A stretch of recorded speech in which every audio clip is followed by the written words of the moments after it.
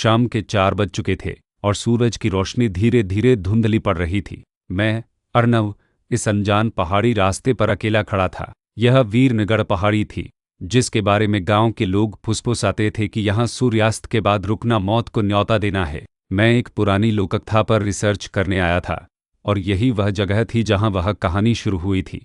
मैंने अपने कैमरे का लेंस साफ किया और चारों तरफ देखा। घना जंगल, दूर तक फैले देवदार के पेड़ और उन पेड़ों के बीच से आती एक अजीब सी चुप्पी। यह चुप्पी साधारण नहीं थी, इसमें गहराई थी, जैसे किसी ने आवाज़ को सोख लिया हो। चिड़ियों की चहचहाहट भी यहाँ आकर दम तोड़ देती थी। गांव वालों ने मुझे चेतावनी दी थी कि मैं रात होने से पहले लौट आऊं, लेकिन मैं जानता था कि कहानी का रहस्य रात के अंधेरे में ही खुलता है। मेरा लक्ष्य पहाड़ी के ऊपरी सिरे पर बनी उस पुरानी चौकी तक पहुंचना था, जो कई सालों से वीरान पड़ी थी।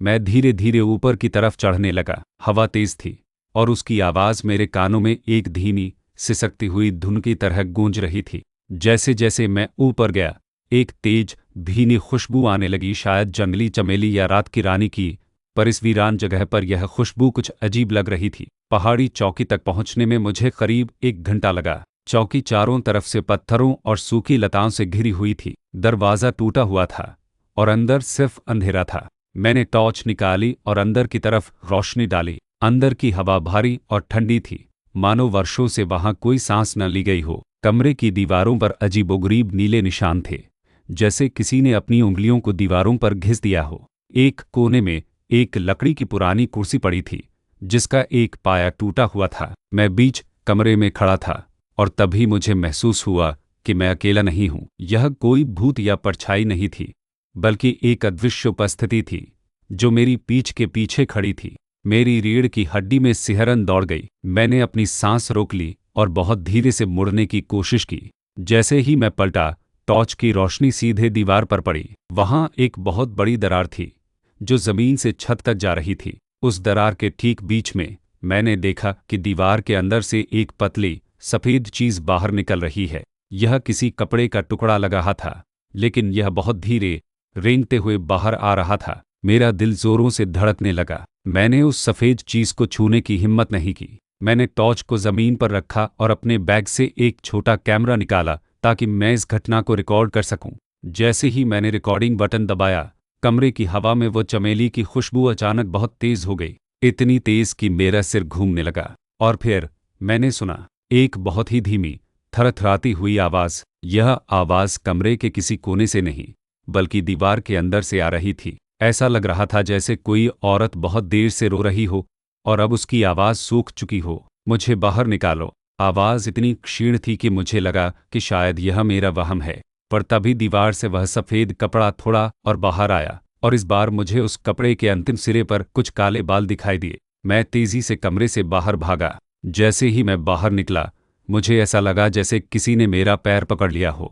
मैं औंधे मुंह ज़मीन पर गिर पड़ा। मैंने डर के मारे पीछे मुड़कर नहीं देखा, पर मुझे पता था कि वो अदृश्य हाथ अभी भी वही था। मैं तेज़ी से रेंगते हुए दूर हुआ और फिर खड़ा होकर भागने लगा। मैं पहाड़ी से नीचे की ओर भाग रहा था। पीछे से हवा की सरसराहट अब चीख में बदल चुकी थी। मुझे ऐसा लग रहा था जैसे वो खुशबू मेरा पीछा कर रही है। जब मैं लगभग गांव के पास पहुंच गया, तो मैंने पीछे मुड़कर देखा। पहाड़ी चौकी के ऊपर अंधेरे में एक झिलमिलाती हुई रोशनी थी, जो एक जगह पर स्थिर थी। वो रोशनी हिल नहीं रही थी, बल्कि देख रही थी। अगले दिन सुबह मैं दादाजी, वही बुजुर्ग व्यक्ति जो कहानियां जानते थे, के पास गया। मैंने उन्हें कल रात की हर बात बताई। दादाजी ने एक गहरी सांस ली और बोले, बेटा, तुम जिस चौकी पर गए थे वह अभागी चौकी कहलाती है। कई साल पहले एक वन अधिकारी अपनी गर्भवती पत्नी मीरा के साथ उस चौकी पर रहता था। वह अधिकारी बहुत लालची था और जंगल के पेड़ों को अवैध रूप से काट रहा था। एक रात गांव के लोगों ने उसे पकड़ने की योजना बनाई, पर अधिकारी भाग गया और गांव वालों ने गलती से मीरा को उस चौकी के एक छिपे हुए तहखाने में बंद कर दिया, यह सोचकर कि वह ही अधिकारी है। मीरा को कई दिनों तक उस तहखाने में बंद रखा गया। उसकी चीखें और मदद की गुहार किसी ने नहीं सुनी। अंत में उसने वही दम तोड़ दिया। उसकी आत्मा आज भी वहीं फंसी हुई है। गांव वाले कहते हैं कि मीरा की आत्मा को खुशबू बहुत पसंद थी, इसीलिए उसके आसपास हमेशा चमेली जैसी तेज महक आती है। और वो दीवार में से बाहर आता सफ़ेद कपड़ा? मैंने पूछा।